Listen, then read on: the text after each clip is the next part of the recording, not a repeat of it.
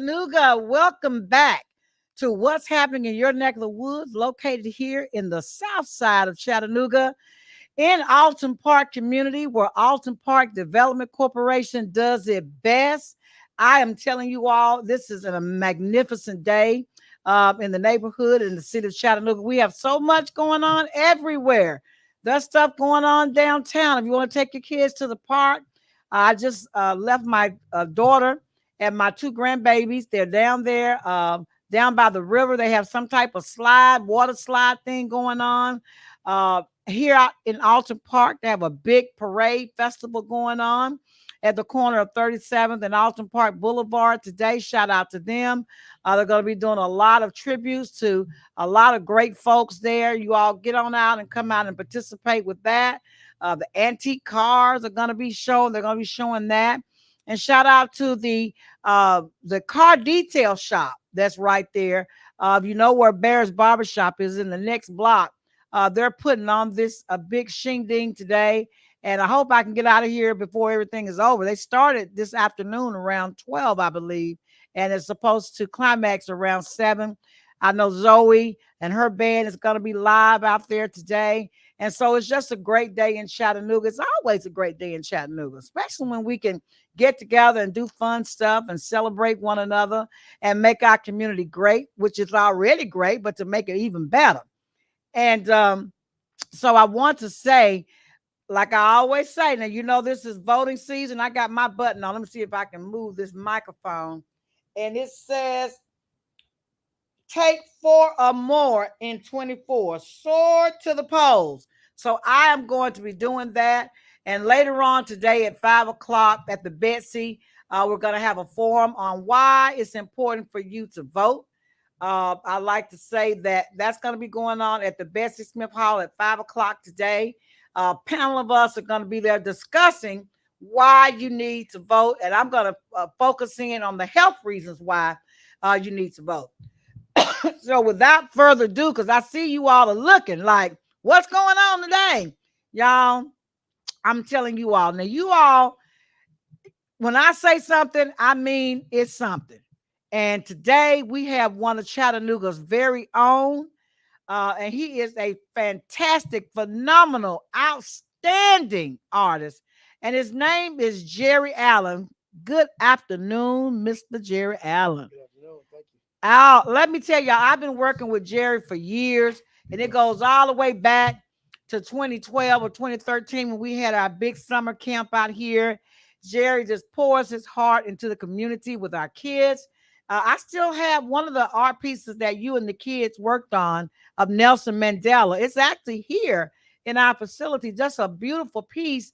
And I just want to thank you for giving back to the community and especially pouring into our kids. Because so many people miss that opportunity. Art is everything. It really is. If you don't have art, I don't even know what, because you think about what is art, it's not just painting, it's music, it's dancing, it's a expression, poetry, it's everything. Even this is art. What we're doing now today through Music Land and through our radio show program is art. So I have asked Mr. Jerry Allen to come on today because his work is on exhibit right now in the museum that we have, the African American Education and Heritage Museum, that's located here at the Chattanooga Civic Center in Mountainside. And when I tell you, it is some beautiful work. And I mean, he's got hundreds, if not 1,000 pieces he's done. But his slave collection is on exhibit now. And I brought him on because I want him to talk about what inspired him with that particular set or collection and all these other amazing pieces that he's got samples of them here behind us, and to give you all an opportunity to look at some of the work that he has, because all of this work is available for sale. And I've got a piece that's laying down flat. We're going to surprise y'all at the end. It's actually on exhibit, or will be on exhibit, and it's available at auction. And the auction is going to start for this one piece today. And you all can call in today with your bids And I'm going to show it in just a minute after I give Mr. Allen an opportunity to talk. Our phone number is 423-713-7614. Again, 423-713-7614. So I've talked enough. I'm going to turn it over to Mr. Jerry Allen. Mr. Allen, thank you for coming on the show, and tell us a little bit about you, because people may not know. Most people do know, but I want people to get a little chance to understand who you are, where you come from, and what inspired you to do the art, because you are an amazing artist. I'm from Chattanooga, and I found out that the black we have been in the United States for 400 years. Back in 2019 was I marked the 400 years that we have been here in the United States. So I wanted to do a series to mark how people were treated when they first arrived in Wow. the United States. So that we were in chains, we were slaves, we were on auction. So I wanted to show that. And I worked on a piece for about worked on this show for about 6 months and got a lot of pieces done. I was proud of it. Wow. And I was really inspired because our museum focuses on African history. We have a whole lot of artifacts, things that have been donated and are on loaner as well, so that people can get that experience when they walk in about what it must have felt like and what has transpired in African American history. Because I like to say that not just American, but African American history. I'm going to push for them to change it from American history to African American history, because Africans had a very big stake in building and shaping the history of this country.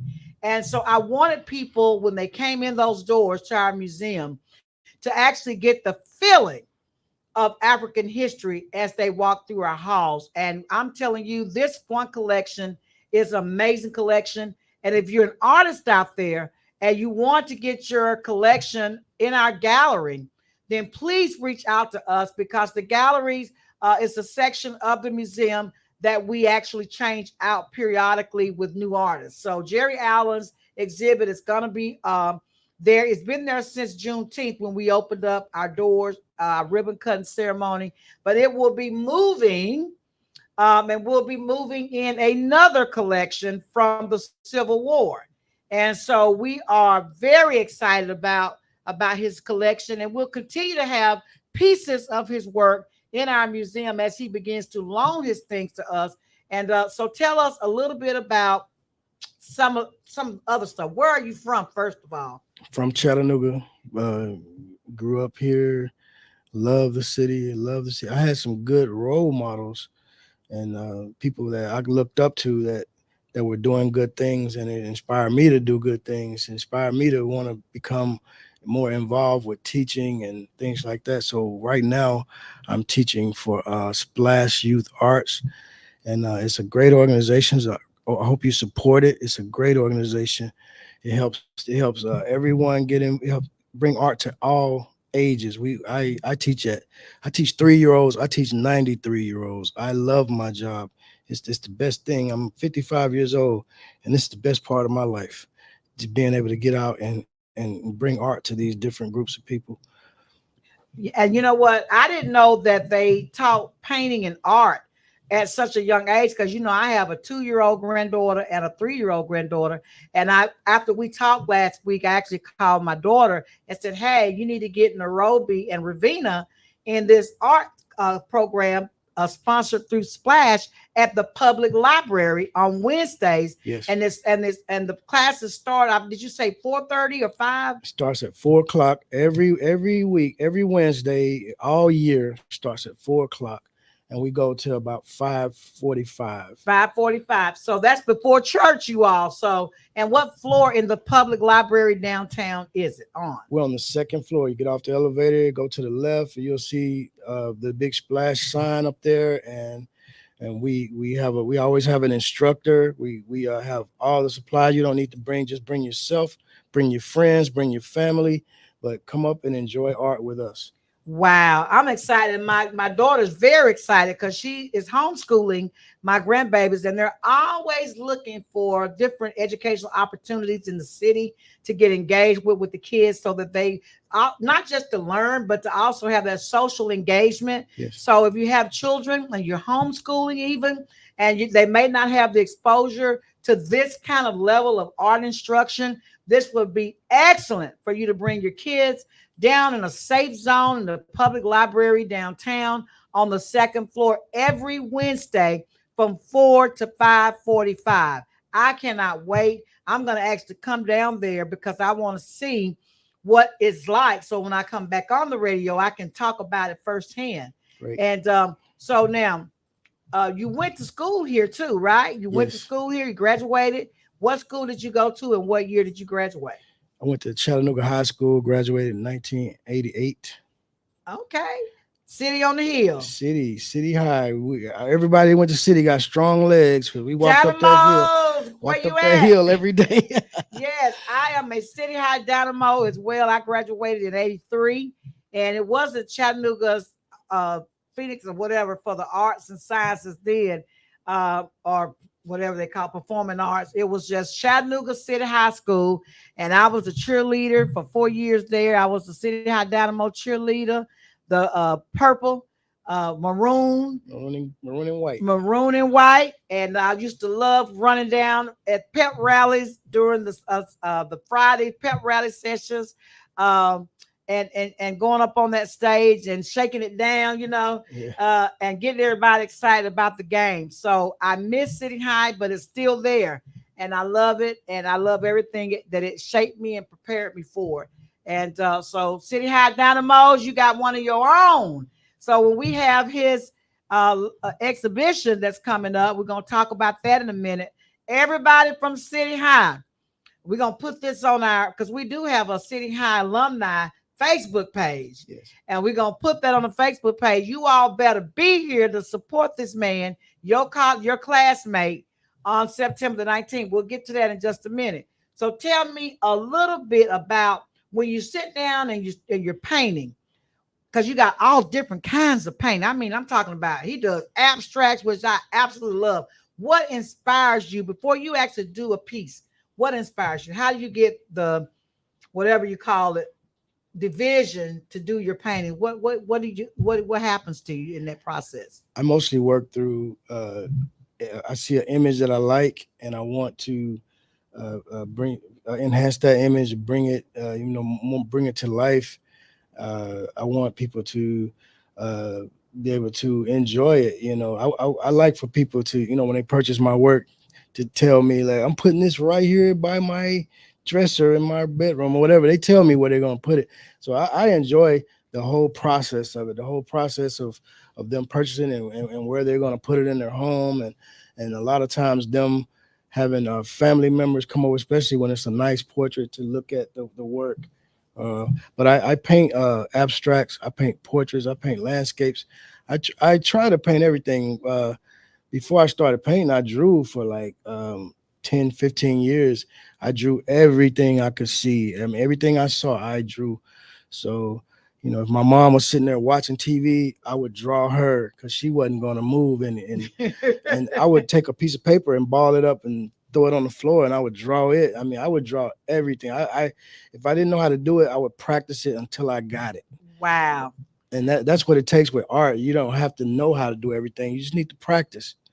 Wow. And you know what? I always say people that paint at your level they have a special gift from God, because it's just like people that do music or they can sing well. Some things you can't go to school and learn.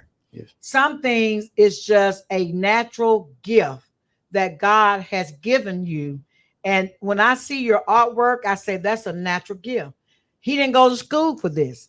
This is something that he picked up, practiced, and just it was innately in him to know how to do. And that is a true blessing from God.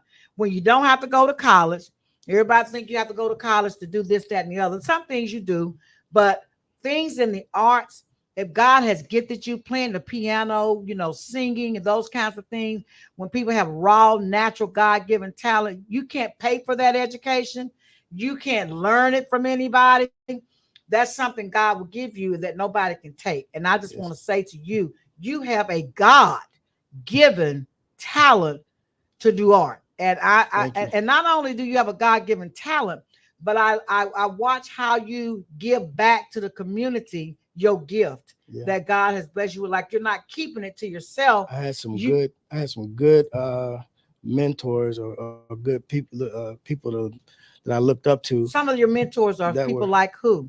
like my friend Antoine. I mentioned him. He was I dedicated my last art show to Antoine. He had an organization called Doors Open Jazz where he was bringing music to all ages and letting people have art music lessons at a discounted price, and just he worked hard, and I looked up to him for what he was doing for our community. He inspired me to want to do more for my community. So when I got the call from Splash, I was like, yeah, this is my chance. It's my chance to work with young kids and work with elderly and let them see how fun art can be, how relaxing it is. Like when I'm in my studio, I don't think about anything else. I'm thinking about what I'm doing. I'm thinking about what painting I'm doing, and I lose time. I mean, my wife has to call me to say, "Come and eat," because I'm in there.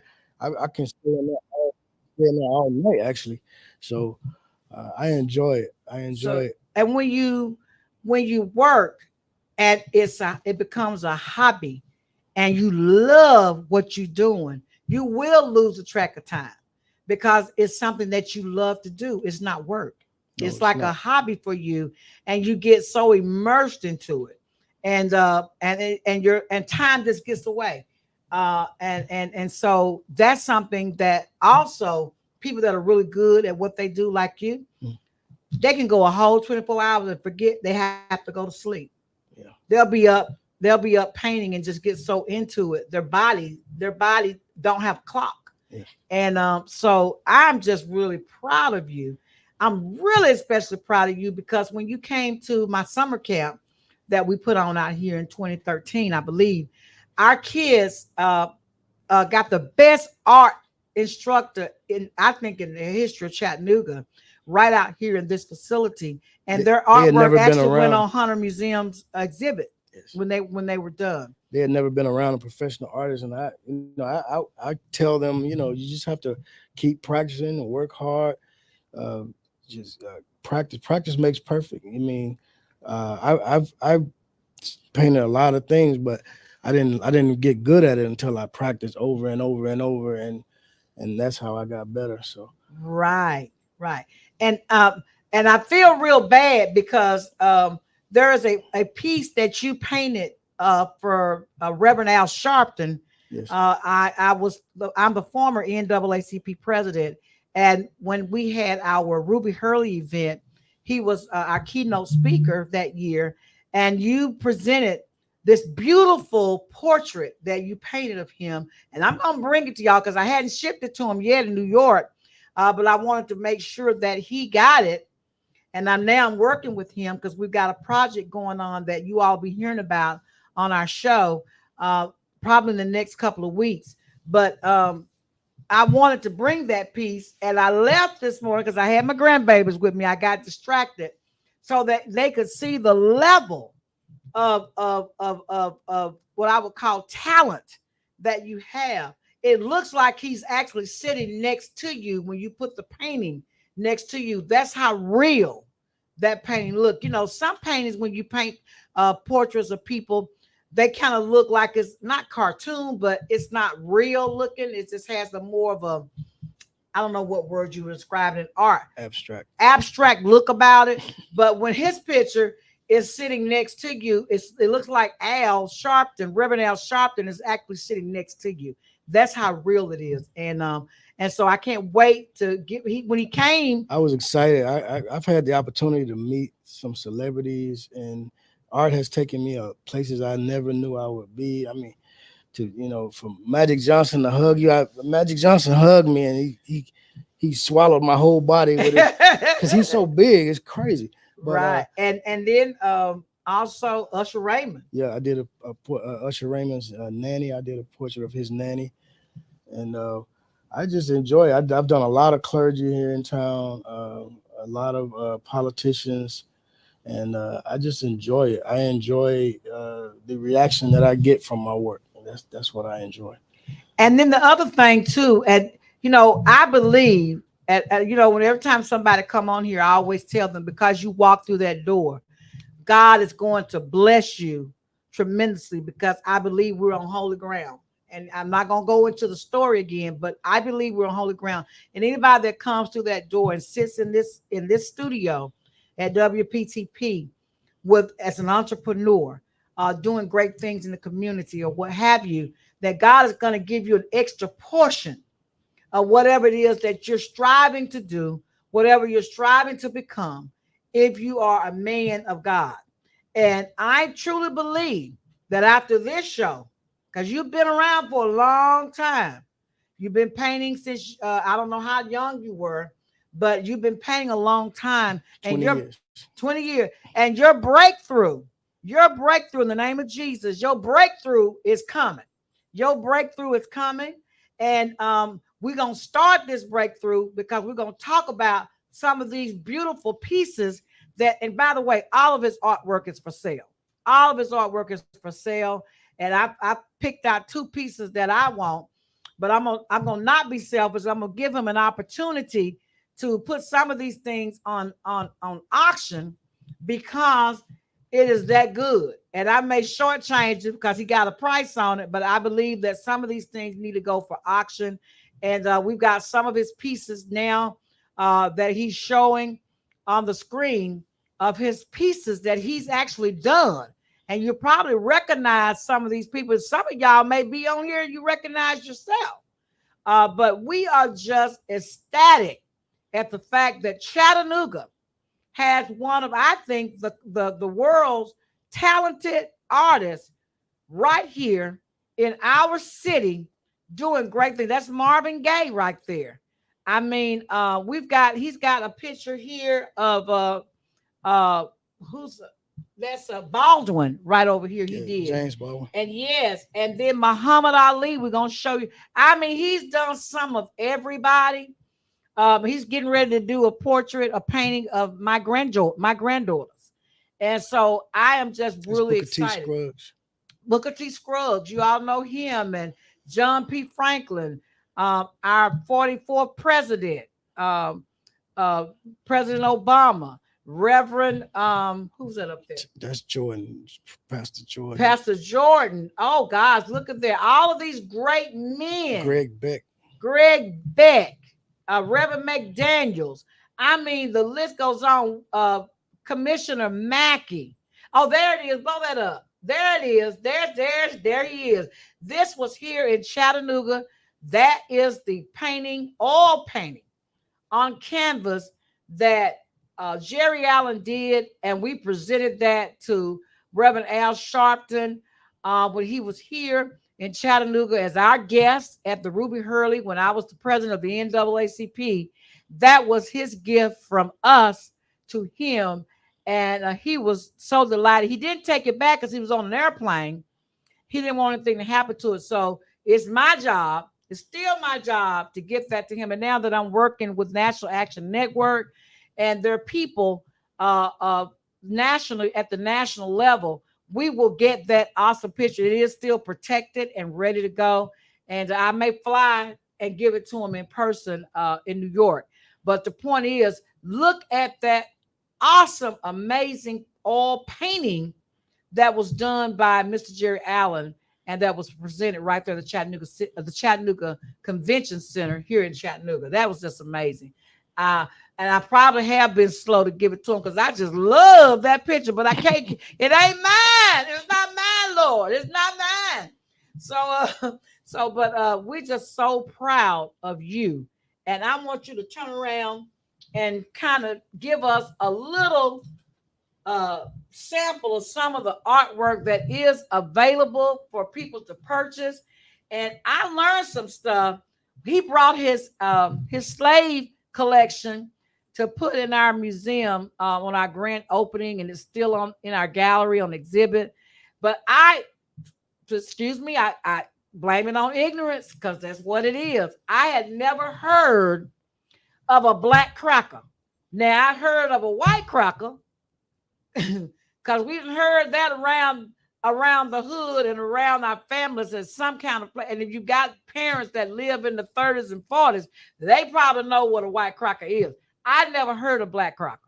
So when I saw this picture behind me right here in the exhibit, I asked him the title of all of his paintings. All of his paintings have titles, and he told me that one's called Black Cracker. So can you just kind of tell us what inspired you to do this picture or this portrait and what this means? Well, this guy who had the unfortunate job of whipping the slaves, and he cracked the whip. So the person that cracked the whip was called the cracker. So he was charged with, cracking the whip. He's charged with whipping the slaves. So that's why the piece is called Black Cracker. So why was a slave? Because he was a slave himself, right? The black cracker. Was he also slave? Yeah, he's also. So why was the slave master passing that or delegating that responsibility to other slaves? Any kind of work he didn't want to do, I guess. I don't know. Okay. So it was too much work for some of the masters. He didn't want to break a sweat whipping nobody. He didn't want to break a sweat, so he was charged. So he charged other slaves to whoop other slaves. And I noticed that his complexion is not that of a real dark skin complexion, which, the slaves back then were really dark skinned. So I'm a attention for detail. And I know sometimes when you do art, you do certain things to accentuate certain things, but maybe, just maybe, he might have been a house Negro and not a field Negro. He might have been the son of the master. I mean, the master had kids that were mixed with his slaves. Right. He looked mixed because I'm looking at his hair and I'm looking at his skin color. And I'm also looking at how he's dressed. He has suspenders on. So, and we know that back then, female slaves were impregnated by the masters of these slaves on these plantations. And so I just picked that up. Now, that's just my opinion. That could not be what was really going on, but I just picked it up. He seemed to be in clothes. And that looked like fine clothes for a slave. Yes. And his hair texture was nice, and his skin complexion, he had more of some European looks about his someone noticed earlier today that he doesn't look angry. He just he's probably don't like what he's doing, but he has to do it because the master tell him to do it. Right. Right. Wow. And then so that picture, and that one's for sale too. So all these pictures that you see are for sale. He's got a collection outside of the African or slave collection, and I've been witnessing some of his work over the past 15 years or so. He's just got some beautiful pieces. And so the next piece that we see behind us, can you tell us a little bit about that piece right there? Well, this is a piece of that happened on a regular basis where black men were getting inspected, making sure they don't have cavities. They want to make sure they're able to stay in the field and work. So they're making sure they don't have cavities, making sure that their body is able to put up with the grueling days that they got to do. So that's what that was about. So that's like a physical medical exam. And this is when they first come out, or maybe they're getting ready to purchase them, and they want to make sure that they worth, make sure they worth the whatever the value of a slave is. Maybe they could get more money for some, less money for others. It's interesting to note you were saying on this one picture here, he's looking at his mouth. So that with me being a dentist, that really struck me. That's why I really like that picture. It's because they're actually looking at his teeth and they're looking for cavities. And if you have ever worked in the field of dentistry at all, then you would know that a toothache is one of those pains that if you have one, it's worse than birth pains. Yeah. And you can't sleep, you can't eat, definitely can't work. You can't work, you can't. I'm telling you, that is a pain that you have got to get rid of as soon as possible. it'll make you want to blow your whole head off just to get rid of the pain. And so the interesting thing about this is that he's looking in his mouth, looking for cavities or rotten teeth, because he knows that that's going to be a barrier for him if he does have rotten teeth to be a good slave and work in that field. So that struck me. And then the other person who's looking at his back, maybe he's looking at his musculature, his body, his physique, to see if he has the anatomical attributes that would render him a good worker in the field. So, I mean, it's amazing that when I think about the dog shows that you see on television, they'll do like that. They open up the dog's mouth, they look inside their mouth, they check their legs, they look for asymmetry, they look for anything that's abnormal, because the value of that dog depends on how perfectly or more symmetrical or the anatomical features and their teeth.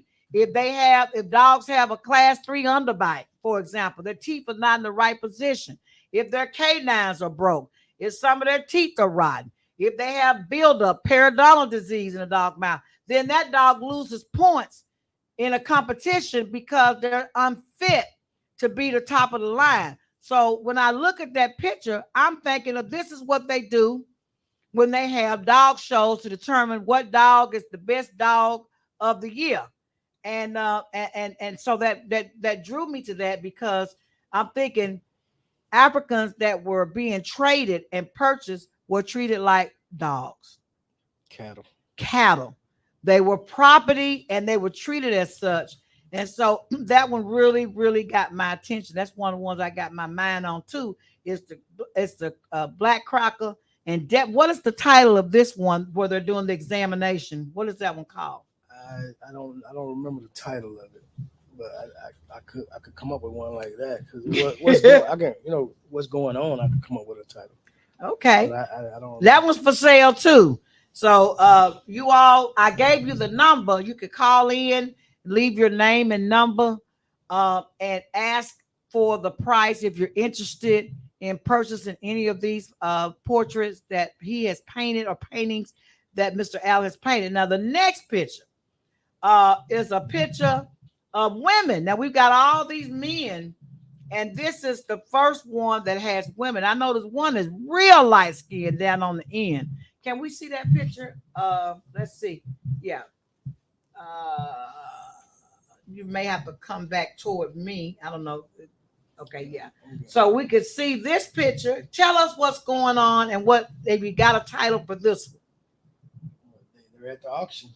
They're at auction. They're getting ready to bring your mic closer to you. They're getting ready to sell these women, so they got them at auction, and they're just showing them off like they're like they're a poodle or something. They're just showing them off to see how much money they can get from the buyers.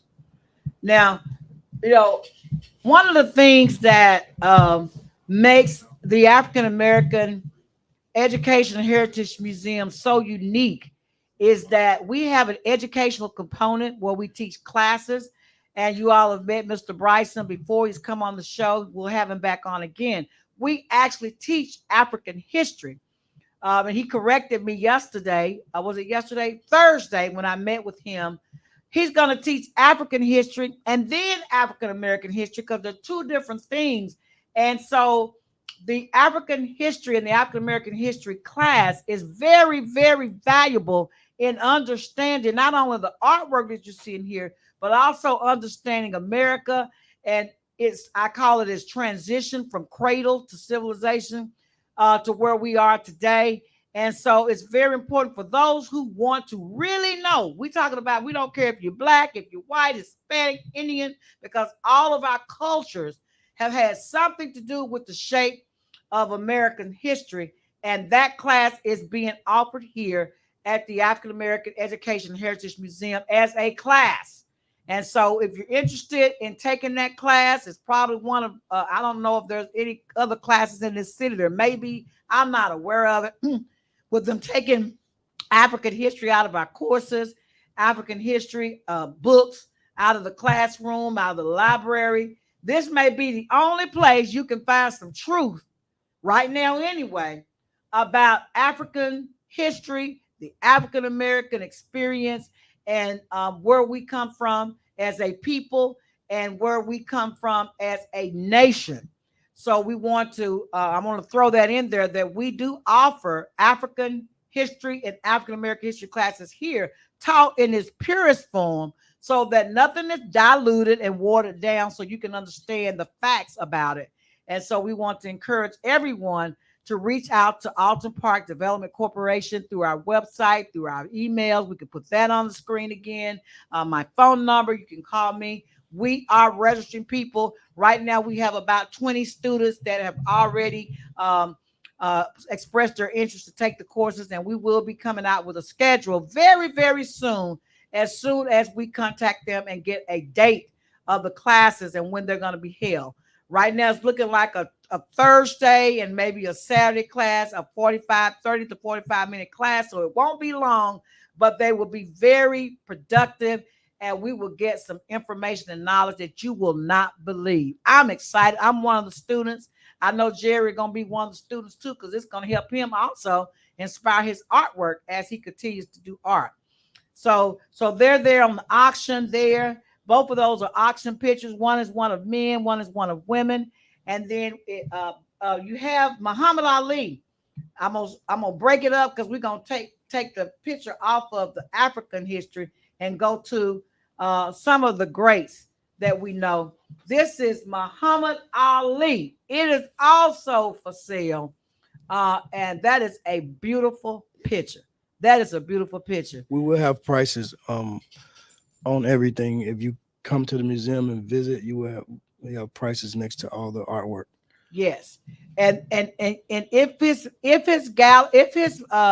exhibit has moved on to another site, we will always still have access to Mr. Allen and his art pieces for you all. This is just a small sample. We just don't have enough room in the studio to show all of his work, but we want to show you the level and the caliber of artists we're dealing with here, so that you all will be inspired to buy some of this art before it's gone, because I'm telling you, it's not going to last for long, because after September the 19th, and by the way, the show is free. You all come on. We're going to have some hors d'oeuvres and that kind of thing for you. Real first class cheese and wine kind of thing for you all. Bring your credit card. We will take credit cards and all that kind of stuff, debit cards, cash. There will be other types of work. There's this series, but there'll be also abstract work. There will be some landscapes, some work from my last show, which was Fire and Rust.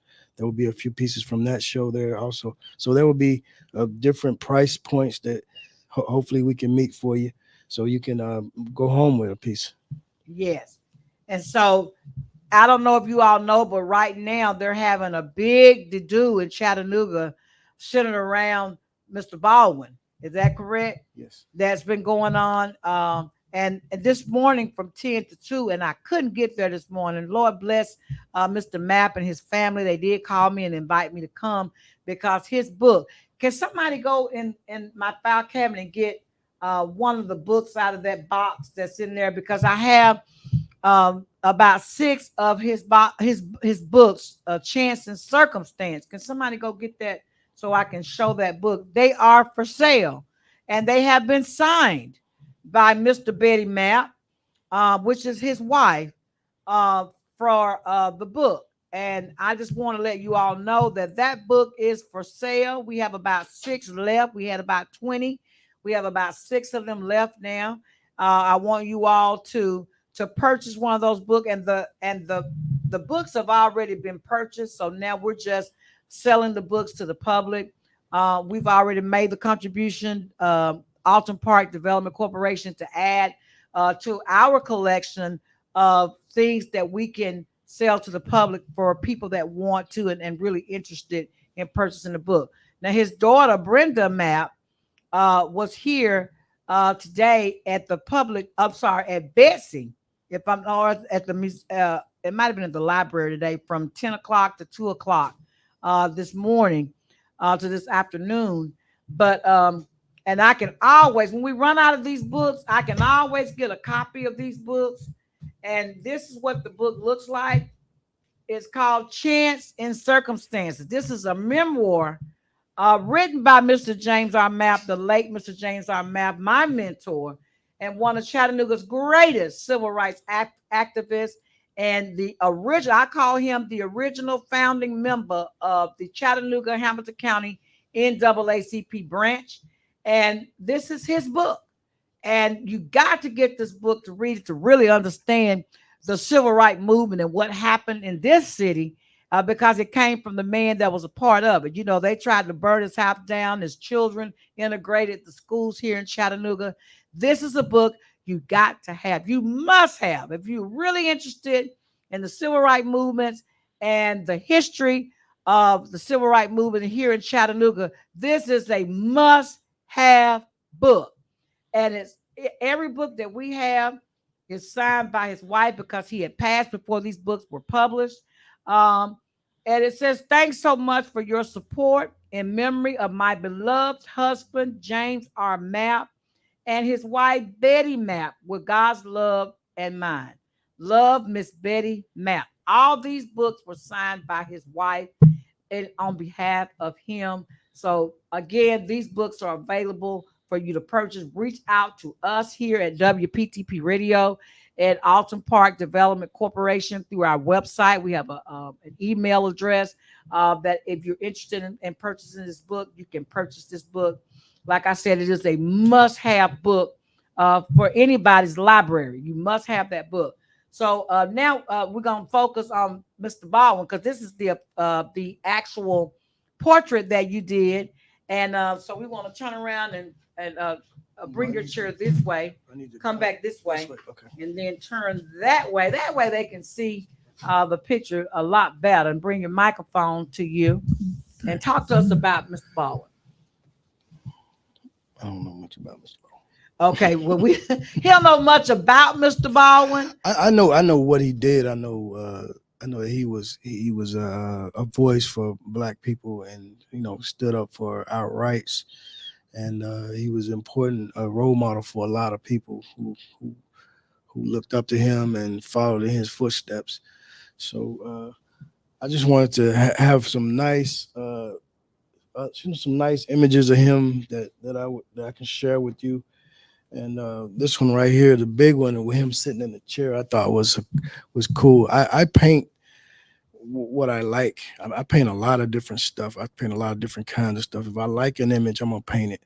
So that's pretty much what I do. But I mostly paint portraits for people. Like, people email me images of their kids, their parents, their family. I do whole family portraits.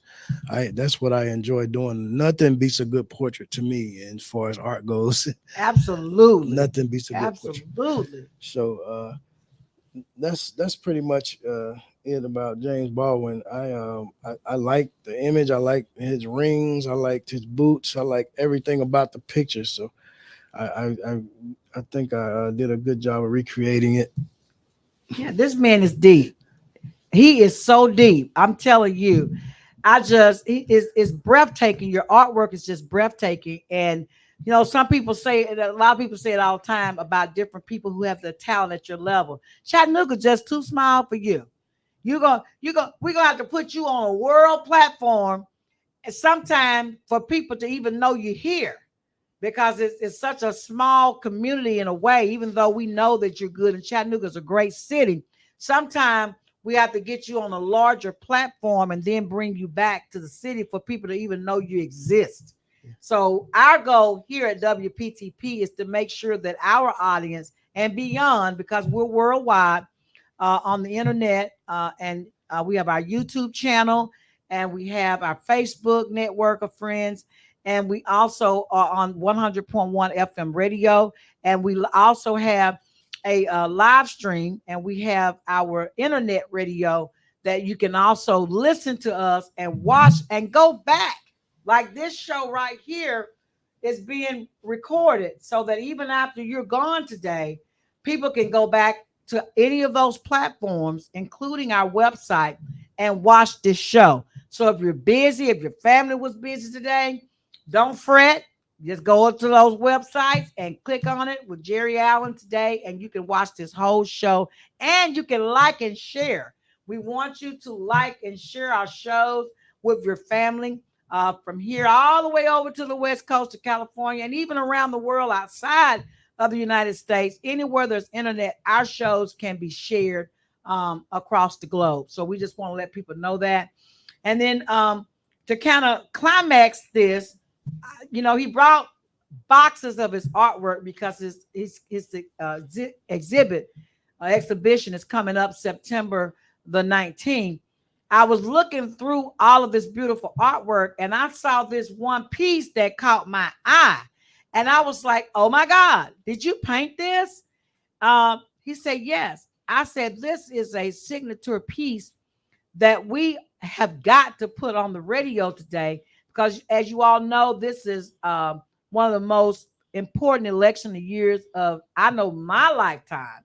I was born in 65, but other than Barack Obama, former President Barack Obama, this probably has to be one of the second most and maybe the first most important election, especially when you talk about women, as Kamala Harris. This is not an endorsement, so don't get me wrong, because I have friends on both sides of the aisle. I'm very proud of that. But this has got to be one of the most important elections of my lifetime, especially as a woman and a woman of color, a Black woman. So when I saw this particular painting, I said, we've got to show this because everybody is going to want this picture. And we're going to have to end up putting it on auction because it's such a rare piece. Because is this the only one you painted of this one? Before I show it to him, have you only painted this one piece? Yeah, Biden, yes. Yes. This is number one and the only oil painting picture of our current president, President Joseph Biden. And I know you all have seen this picture. Can you tell the audience a little bit about this picture right here? I'm going to slide it over here to you and tell the name and what they're looking at in this picture. Let me see. The name of the picture is Joe and Champ. And so Joe Biden was showing affection to his dog Champ, who passed away. I don't know how recent. It's in the last year he passed away, but I just love the fact that he was showing affection to his dog. I'm a big dog lover, so like I say, I paint what I love. If I like something, if I see something that I think is worthy, I'll put it in line. I paint all the time, so I'm painting just about every day. So I had this one, and it has a couple of other portraits in it. It has George Washington and the guy on the penny. I forget his name. Abraham Lincoln. Lincoln is back there. Abraham Lincoln is on in the background, and George Washington on the other side. So I like that it had three portraits in it. Yeah, and the fact that he was being affectionate to his dog because I love dogs.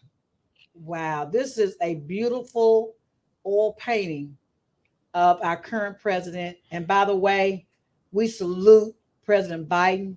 He's got to be one of the most patriotic president of all time. And we thank him for his service for this country. No matter what side of the aisle you are on or supporting, we have to salute him for what he has done for this country. And you'll be seeing me, not on the radio necessarily all the time, but you'll be seeing me as you always have. I am a civil rights activist, true at heart, all over the city, doing great things coming up and partnering with other organizations and partnering with not only the city, but the county in making sure that people who have not registered to vote are registered to vote. And not only do they get registered to vote, but making sure they get to the polls to vote. And I'm very proud to say that if you go to WPTP 1001fm.com. On our page, our front page, all you have to do is click the button that says register here to vote, and you can do it online. You don't even have to get out of your house or get out of your bed or anything. You can do this right from your cell phone if you have access to the internet from your cell phone or your computer. You can just go straight there. Right there it says register to vote online. Click here. That is on WPTP's website. And the website is WPTP 1001. Take the period out behind the zero. Just 1001fm.com.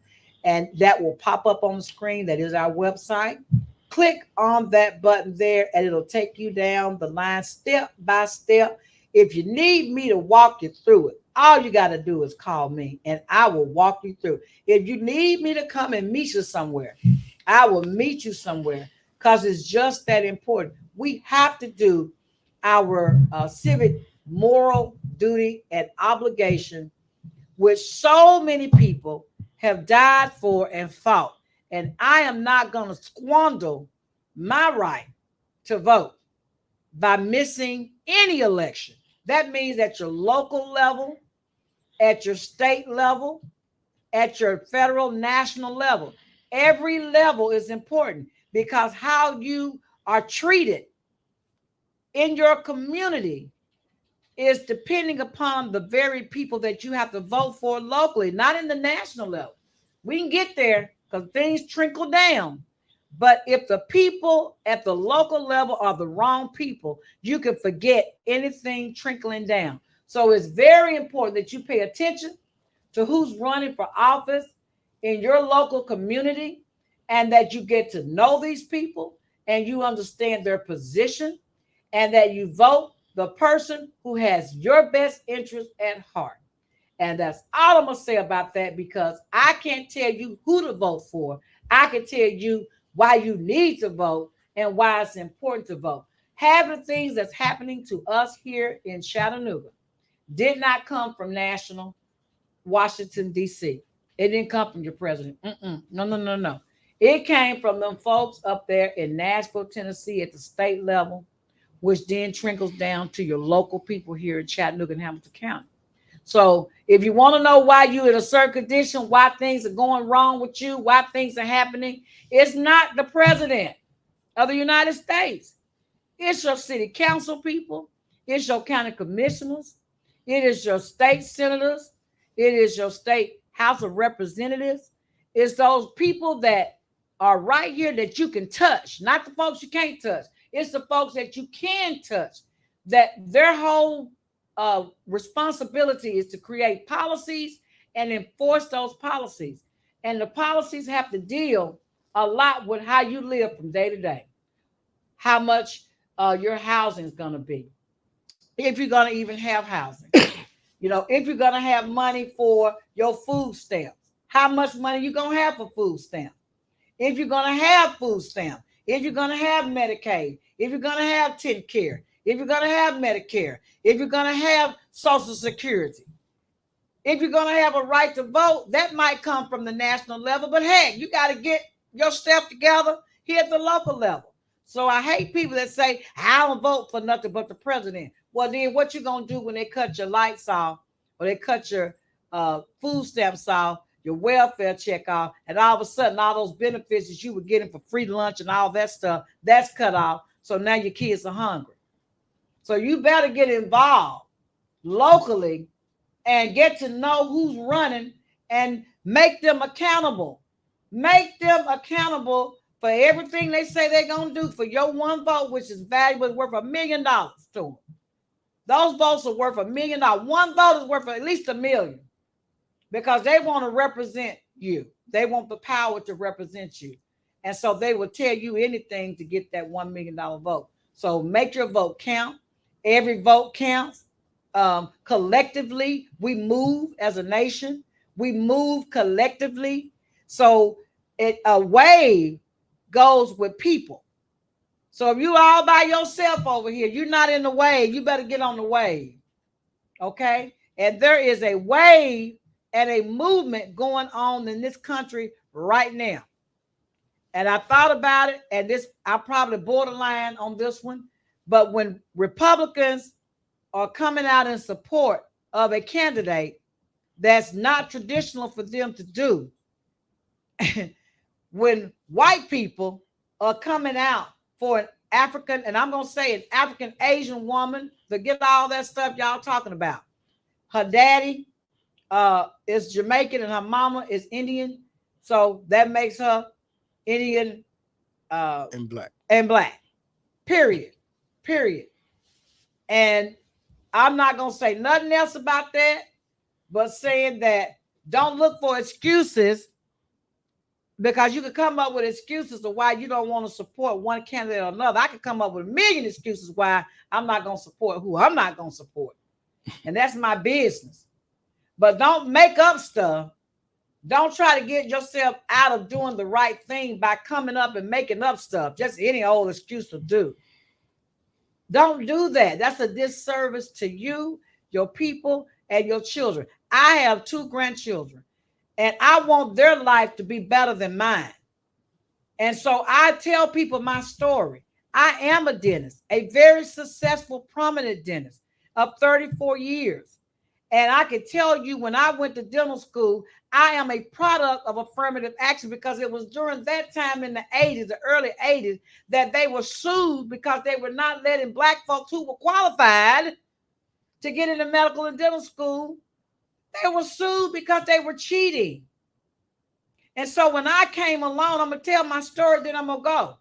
When I came along and applied, first of all, I went to the University of Tennessee in Knoxville. And my counselor, my advisor, said I shouldn't go into dental school because it was too hard. And I said, well, I like a challenge. I wanted to be a dentist since I was 12 years old and had braces. I said, I like a challenge. I know I'm -2 minutes, so I'm going over, but I'm going to finish this line. And I started my journey there. Despite what I was told, I still went ahead, because what God has for you, if you put the work in, God is going to reward your efforts. And I finished the University of Tennessee in Knoxville, and I applied for dental school at the University of Tennessee Health Science Center in Memphis. And when I was there at my interview, I was the only cute little black girl asking to be accepted into dental school. And there were 20 white men at a table. I may be exaggerating. It may have been 19, but it looked like 20 because it was a whole bunch of them. And they said, well, Elenora, if we decide not to let you into the school here at the University of Tennessee, what you gonna do? Now, mind you, I have a degree.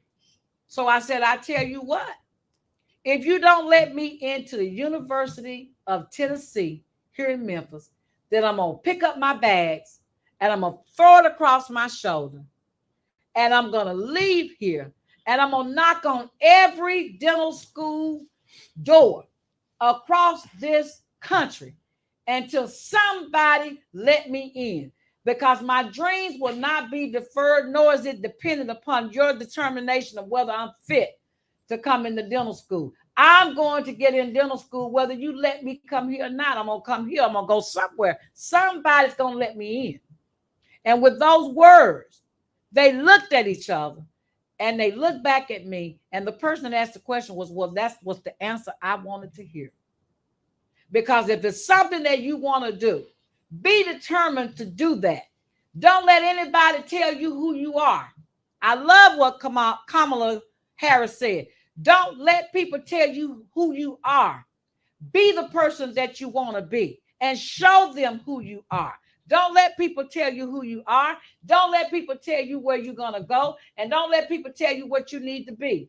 If you know what you want to be and you are determined to be that person, then the sky is the limit. All you have to do is put the work in it and be determined. And if you don't succeed the first time and you still want to be that person or individual, then get back up. Don't feel sorry for yourself. And what you failed at, perfect that one thing that you failed at and go at it again. Don't stop. Keep going. Somebody may take 4 years to get where they want to go. It may take you 5. It may take you 6. Heck, some folks took 10 years to get through dental school. So it doesn't matter. The race don't go to the swiftest. Have y'all ever heard that? The race goes to the individuals that endureth the race. Do you hear me? Remember the rabbit and the tortoise. The rabbit thought he was so fast that he decided to take a sleep or a nap under a tree because he just knew the tortoise was not going to beat him in that race. But when he woke up from being asleep, the tortoise had run the race. So remember that. It doesn't matter how slow you are. Just get up and keep moving and keep going and keep pushing. When you fall, get back up and get back on the ride and start all over again. And eventually, your hard work will be rewarded. That's where I am. That's why I'm proud that President Biden awarded me and many others with an outstanding Lifetime Achievement Award for the things that we've done. My colleagues awarded me with the Pierre Fouchard Fellow Award, which means I'm in the top 2% of the dentists in the world, not in the United States, in the world, for the things that I've contributed to my profession in dentistry and the things that I've contributed to this community. So don't let people stop you. If it's in your heart, Jerry, to paint and be the best that you can be at painting, be the best that you can be at whatever it is that you want to be. And I promise you, your work won't go unnoticed and it won't go unrewarded. I thank God for every struggle that I've been through, because you know why? It made me stronger and it made me better. So there ain't nothing that nobody can tell me or do to me that's going to stop me from reaching my goals and being determined to do the things that God has given me in my life to do. I know what my challenges are. I know what my talents are, and I know what my call is, because God has given that to me like you. This is your calling. This is your calling. It ain't my calling. It's your calling. So whatever your calling is or whatever your purpose is in life, pursue that. Pursue that. And yes, it does take people to help you along the way. Don't be afraid to accept help from other people. I will be really a bad person to sit up here and say, I did not get any help. Somebody had to open the doors of opportunity for me. And therefore, I am continuously going to continue to open the doors of opportunity for other people, because I wouldn't be here had those doors not been open. That's why I'm proud to say that I'm a product of affirmative action, because it was those doors that was open. It don't matter how the doors were opened up. Like Kamala Harris said, if they close the door on you and you got to get to the other side, then kick that down and go through the door anyway. Kick it down. But whatever you do, keep on going. And I love the words of Harriet Tubman. When y'all hear the dogs and we escaping the slavery on the Underground Railroad train, when you hear the dogs, don't stop. Just keep on going. When the people are after you and they're throwing sticks and stones at you and they putting all types of stumbling blocks in front of you, get back up and keep on going. Don't turn around. Keep on going. Y'all gonna make me pray up in here and preach at the same time. When you hear the dogs coming for you, when the folks are doing things to you that you don't deserve to be treated a certain way, get back up and keep on going. Don't turn around. When you hear the dogs barking, when you hear them that you know they're coming for you, keep on going, because God will give you the strength. He will open up the doors of opportunity. He'll make your enemies a footstool, and he will set up traps for them that they can't even get to you. I know. I've lived the life.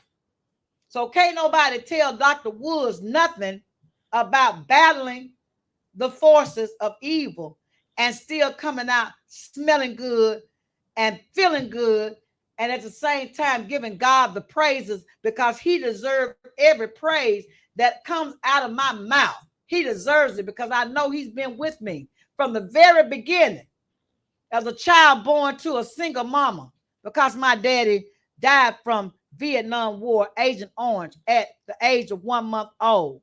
But I thank God for him sending me another daddy who adopted me. But I was born to a welfare mother, if you want to say that. For 3 years, I didn't have a daddy. And I lived on the West Side Housing Project, College Hill Court, that they're tearing down today. And I went to school at James A. Henry Elementary. And my character was shaped by Coach Glenn Chambers right there at that school that they tearing down today, which I think is horrible. But that's okay. They're doing what they got to do. But I'm telling you all these stories to tell you that I had a very humble beginning. And I tell you, when it's something you want to do, Jerry, Michael, Robin, when it's something that you want to do, you should pursue that. Because I had to fight for some welfare mothers who was just like me. When I was in dental school, I had my first child, and I had to get on welfare to support my baby. My husband at the time didn't have enough money to support us, me. I was in dental school. And yes, I was on welfare. And I started a school, EW Professional Career Training School, which was a college level program, because they was not accepting enough Black folk and women who looked like me and had the same stumbling blocks as me in Chattanooga State. And I started that dental assistant school for women on welfare. And for 20 years, I taught it. But it was a stumbling block to get the school approved by the state of Tennessee. And yes, by my beloved colleagues, because they didn't think welfare women deserved to be in the profession of dentistry. But I had to go rounds with them, explaining to them about welfare women and the fact that I was a welfare mother. I told them, look at me. Because the woman that you're talking about is me. I too was a welfare mother. And you want to know about welfare mothers? We want the best for our kids. We want the same thing that other folks want for their children. We want homes. We want opportunities. We want good jobs. We want our kids to look and feel like the other children feel who come from better homes than our kids came. So yes, our mothers sometimes sell their food stamps to get cash money so they can go buy the pair of shoes for their children, so that when their children go to school, they don't have to feel the sting of poverty. They can look like the other kids. You don't know what you will do in a situation until you're in that situation. So you can't talk to Dr. Woods about anybody, about anything, because I have experienced all of it, and there is nothing you can tell me about anybody, a struggle that I haven't already struggled. And that's what I would teach my kids when they say, well, Dr. Woods, you don't know what we're going through. Yes, I do know what you're going through. That's why I got this school approved. And the children that you all have, they in the next room in my building that I built from the ground up with a babysitter. So you don't have to worry about where your kid's going to be while you're trying to learn the field of dentistry. And for 20 years, I did that. Some of the most, I call them successful dental assistants in this city came from EW Professional Career Training Center. And they were proud graduates because they had a graduation down at the Chattanooga Trade Convention Center like everybody else. They had uniforms. They were the best dental assistants, and the doctors hired all of them because they weren't born with a silver spoon in their mouth, and they knew how to clean toilets, mop floors, wipe doors, all the things that other folks that are born with silver spoons think they're too good to do. I didn't train them like that. And so I will always say my students that went to my college, EW Professional Career Training Center, the dental assistants are the best dental assistants that this country or this state or this city, this county has ever produced, because they were taught by a dentist who was born the way at the level that I was born. And I wasn't born with a silver spoon in my mouth. And that's all I got to say today about that. Be lifted up and keep on going. You know, today is Saturday, tomorrow is Sunday. Everybody need to give God some praise and glory, because he has brought us through something. I don't know what he brought you through, but he done brought you through something. And he needs to be told that you appreciate and praise him for the great things that he's done for you. If you don't have a church home, you can just stay at home in your own house and turn on the internet and watch church from your bed. You can watch it from your kitchen. You don't have to get out and go to church, but I encourage you to go to church and fellowship. And if you don't have a church home, you're always invited to Greater Emmanuel Apostolic Church, located at 400 Tunnel Boulevard, right here in the heartland of Chattanooga, Tennessee, where Pastor Paul Warfield Jr. is our pastor. And we start church every day at 9 o'clock for Bible, what we call it Sunday school. And then our church starts at 10:30 every Sunday. And we have lots of other programs. But please do that. Praise the Lord. And you should be praising him and praying all day long, 7 days, 365 days a year. because he's just that good. So I want to give this program tribute to the Lord Almighty for everything he's done and for everything that he's going to do, not only in my life, but the lives of the people who are serving in the Alton Park Development Corporation, whether they are here in the studio, making sure that you all get these amazing programs every Saturday, or whether they are on the board. We have our board meeting on tomorrow, uh, doing plans. And yes, we are taking nominations for the Chattanooga Humanitarian Award, but we have every year. This will be our 7th annual humanitarian award program this year, and we will get back with you on the date. And I know who I'm nominating, but they do have to go through vetting process and be approved. And we are ready, fired up, and ready to go. For all these great people who have done things to change people's lives in Chattanooga, they deserve some recognition for it, and that's what the banquet is all about. So is there anything else, Mr. Allen? Because I done talked y'all to death. I done prayed and I done preached. I done had church up in here today. So it's somebody else's turn. Amen. I want to say to all the young artists out there, if you want to do art, uh, do it. Learn as much as you can about it, and practice. And you may not know what you want to do when you first start doing art. You'll figure it out later, but always remember, you're not going to get any better by not doing art. You have to do it to get better. And I want to say thank you to all the people that supported me through the years. I'm 55. I've been an artist for half of my life. I've been a professional artist, and I've had a lot of commissions. I've done a lot of work for different people, and I just want to say thank you for all of that, and keep supporting young artists. You know, they need your help to feed their families. So keep supporting them, and that's all I want to say. Thank you. All right. Don't forget this particular painting of our current president, Joseph Biden, is now for sale. It's on auction. I think the first auction, the lowest bid is 375. So from 375 on, we will be auctioning, and the auction will end on September the 19th. So you have to then to put your bid in. The first bid is 375. Get this painting while it lasts. And you all have a great weekend. I'll see you next week.